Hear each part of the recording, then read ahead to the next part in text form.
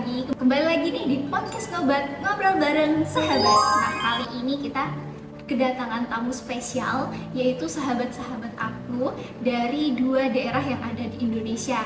Yang pertama Adela, itu berasal dari Kalimantan. Halo Kak Adel. Halo. Nah, selanjutnya ada Mbak Rahmi atau Kak Rahmi, dia berasal dari Nusa Tenggara Barat. Halo Kak Rahmi. Halo. Oke, nah jadi di ngobrol kali ini, di podcast kali ini kita bakal ngebahas nih mengenai legenda yang ada di daerah Adel dan juga Kak Rahmi. Nah, teman-teman penasaran gak sih legenda apa aja nih yang ada di daerahnya Kak Adel dan juga Kak Rahmi, yaitu di Kalimantan dan juga yang ada di Nusa Tenggara Barat. Nah, jadi di daerah mereka itu tidak hanya wisatanya saja dan alamnya saja yang kaya, tapi juga kaya akan legenda-legenda daerahnya. Oke, Kak Adel sebelumnya terima kasih ya sudah hadir, Mbak Rahmi juga sudah hadir di podcast kita kali ini. Oke nih, aku mau nanya dulu nih ke Kak Adel, kalau di Kalimantan itu ada legenda apa sih yang cukup terkenal gitu di sana? Legendanya itu Batu Menangis. Batu Menangis. Legendanya ceritanya seorang anak yang durhaka sama ibunya. Oke, kalau di tempat Mbak Rahmi itu ada legenda apa sih yang cukup terkenal di Nusa Tenggara Barat? Kalau di Nusa Tenggara Barat tuh ada legenda Putri Mandalika. Oh, Putri Mandalika. Oke, itu menggambarkan apa sih secara singkatnya? Putri Mandalika ini yang sosok putri yang rela berkorban gitu. Oke. Nanti itu bisa menjadi adat upacara, upacara nyali. Oke, nah itu teman-teman gambaran singkatnya. Aku makin penasaran nih, sebenarnya legenda-legenda ini tuh gimana ya ceritanya dan apa sih hikmah di balik cerita tersebut? Oke, langsung aja nih kita mulai dari Kak Adel aja dulu mungkin ya. Nah, Kak Adel bisa dong ceritain ke teman-teman ngobat di sana yang lagi nonton. Nah, ada legenda apa sih di daerah Kalimantan itu dan berikan gambaran nih kepada para teman-teman yang lagi nonton. Saya akan menceritakan secara singkat aja ya. Iya. Nah, ceritanya itu awal mulanya itu kan ada seorang ibu yang dia itu single parent sejanda gitu kan.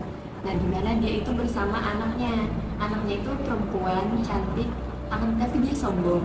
Nah, kayak setiap mereka kemana-mana itu ibunya itu nggak dianggap sama anaknya. Oh, berarti seperti tidak diakui. Iya, benar. Kayak misalnya kayak ditanyain, ini kamu barengan sama siapa, sama ibu ini, terus dia bilang ini pembantuku kayak gitu. Kayak Kenapa? bilang sama ibu-ibunya gitu. Kenapa sih dia nggak mengakui ibunya itu kenapa? Karena ibunya itu penampilannya lusuh biasa aja, terus dia kayak layaknya kayak penampilan orang yang nggak mampu gitu lah. Oke, Karena jadi kalau dia- dia kan enggak. Oke, berarti malu ya si Iya, anaknya.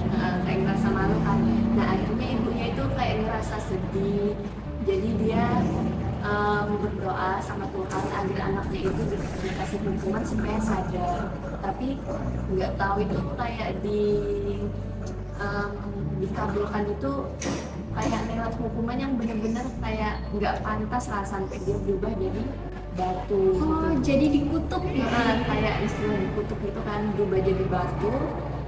Terus ibunya itu kan menangis kan, wujud anaknya kayak gitu kan, jadi berubah jadi batu. Nah, akhirnya kayak di tempat kita itu dikenalin sebagai Batu Menangis, dan itu benar-benar batunya itu mengeluarkan airnya gitu, benar-benar Oh, nangis. berarti sampai sekarang nih masih mengeluarkan air? Iya. Batunya nangis kayak ada bulannya atau tahunnya enggak? Atau setiap saat dia sampai? Malahan kayak setiap saat itu mengalir. Oke. Berarti itu tadi si anak ini tidak mengakui ibunya karena merasa malu ya sama penampilan ibunya yang lusuh, tergolong seperti orang yang tidak mampu lah gitu. Sedangkan si anaknya ini cantik, berpenampilan menarik ya Mbak Adel, jadi dia malu.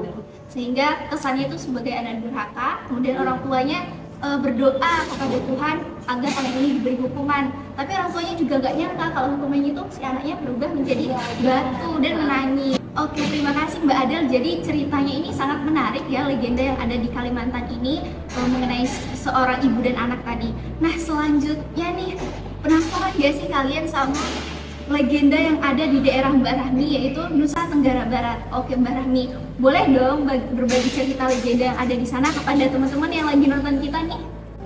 Oke. Kalau di tempatku kan ada legenda Putri Mandalika. Jadi si Putri Mandalika ini wanita tercantik di Pulau Lombok. Karena kecantikan si putri ini membuat para pemuda itu kayak terpesona. Para pangeran-pangeran tuh kayak suka lihat kecantikan si putri ini. Berarti banyak ya itu Mbak Rahmi yang suka sama si putri ini. Hampir semua cowok-cowok atau pemuda-pemuda yang ada di Pulau Lombok.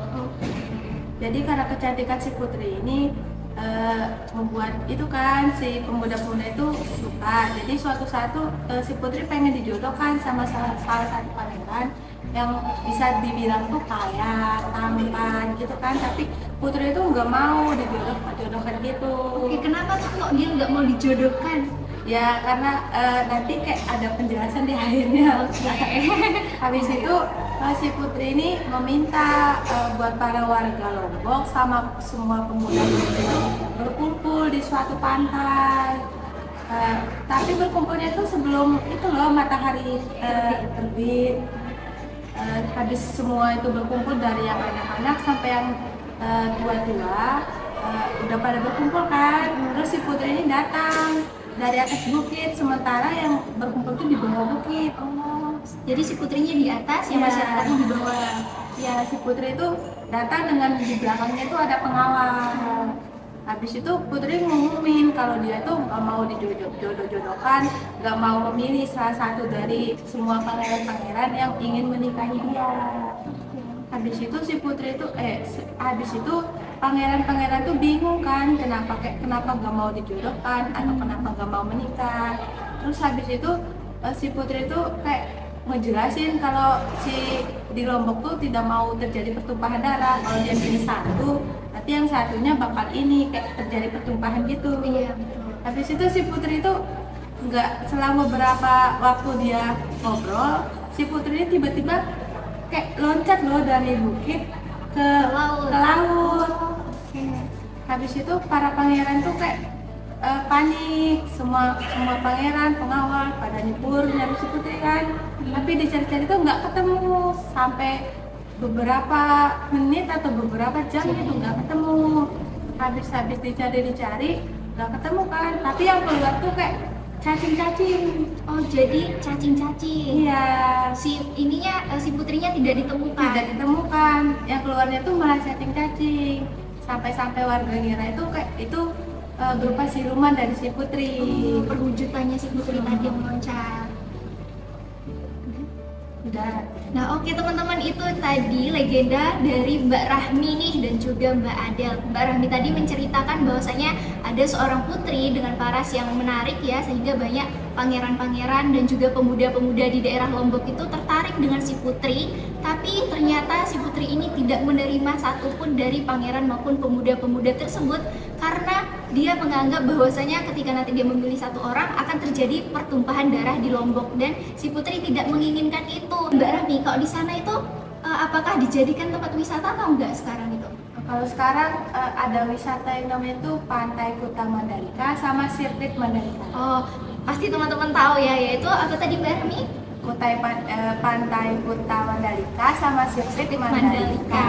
Oke. Kemudian itu diperingati itu sebagai apa? Ada nggak sih Mbak Rahmi dari legenda tersebut? Gitu? Legenda tersebut sekarang jadi kayak ada upacara nyali. Nyali. Oke. Gimana sih itu Mbak Rahmi? Upacara nyali itu kayak nangkap cacing laut gitu. Oh, Tapi cacing laut. dia tuh ada tanggalnya. Tanggal berapa? Tanggal 20 bulan 10 dan mulai Pasak. Biasanya itu terjadi bulan Februari atau Maret. Dalam Masehi. Oke, jadi diperingati juga nih teman-teman dan juga dijadikan tempat wisata. Wah, berarti daerah Kalimantan dan juga daerah Nusa Tenggara Barat ini sangat menarik ya teman, legenda-legendanya yang ada di sana. Dari cerita Mbak Adel ataupun legenda di daerah Mbak Adel tadi, bahwasanya tuh kita sebagai seorang anak itu jangan bersikap durhaka apalagi sampai tidak mengakui ibunya. Karena bagaimanapun orang tua kita itu tetap adalah orang tua kita. Seharusnya kita sebagai anak juga menghormati orang tua kita. Kemudian nih dari legenda Mbak Rahmi tadi juga dapat kita ambil ya pelajarannya bahwasanya jiwa kepemimpinan seorang putri ini tadi sangatlah luar biasa karena dia rela tidak menikah ataupun tidak memilih nih salah satu dari pemuda-pemuda yang akan meminangnya karena dia takut terjadi pertumpahan darah di daerahnya. Jadi dia rela mengorbankan dirinya demi masyarakat di daerahnya. Nah, oke teman-teman, sekian nih tadi beberapa legenda nih dari Mbak Adel.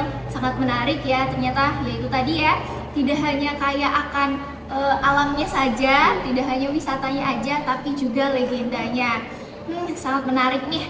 Nah, jadi buat teman-teman nih yang ada di Kalimantan, yang ada di Nusa Tenggara Barat, ataupun yang di seluruh Indonesia, kalian boleh banget nih kalau ke Kalimantan tempatnya Mbak Adel, ataupun ke tempat Mbak Rami di Nusa Tenggara Barat, boleh banget berkunjung ke tempat legenda-legenda yang telah diceritakan tadi, karena sudah dijadikan tempat wisata dan boleh berkunjung ke sana. Oke teman-teman, nah sekian nih podcast di Ngobat kali ini.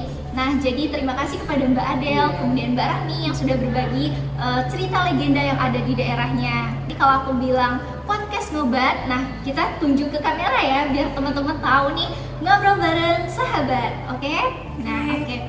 Podcast Ngobat, ngobrol bareng sahabat. Semoga kita bisa bertemu di podcast-podcast selanjutnya. Saya akhiri, wassalamualaikum warahmatullahi wabarakatuh. Bye-bye.